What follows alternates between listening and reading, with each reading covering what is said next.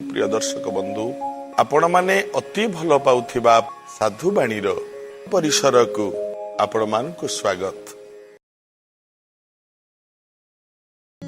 तो सांग मैंने शास्त्र रही जदि आम देह सठिक रोची तेबे आमे ताहाकु प्रथम सुख बोली कहबा और घरर घरणी सठिक चरित्र रही ताहाकु द्वितीय सुख बोली कहबा। तेबे आपणको पाखरे केते धन संपत्ति रही थाउ किंतु निजर स्वास्थ्य अवस्था ठीक न रहिले आपण एते गुडाए संपत्ति रही भी किछि लाभ नाही। हमें बहुत भल भाबरे जानिछु कि धन आम जीवन रे केते माने रखिताए और जदि आपणको पाखरे धन नथिबो तेबे किछि भी सुख मिलिबो नाही। एवं वास्तुशास्त्र रे एमिति बहुत ज्ञान रही जेउ गुडी को पालन करी आपण भी धनवान होई परिबे। केवल धन नुहे यह सहित निजर शारीरिक अवस्था भी भल रहिबा दरकार। यदि आपणको घरे केही एपरी थिबे जहांको स्वास्थ्य अवस्था केबे भी ठीक रहु नथुबो एपरी केते गुडी उपाय करिवा परे भी तांकर स्वास्थ्य अवस्था ठीक नथिबो ओ जदि आपण भाबुचंती कोनोसी अशुभ शक्ति प्रभाव पकाउची तेबे खास एइथरु बंचिया पई आमे आज गोटे उपाय जानिबा। केबे आपण जानिछंती कि केवल गोटे टंका आपणको जीवन को बदलै दै थाए। तो फ्रेंड्स केवल आपणको गोटे खास उपाय करिवार रहिछि।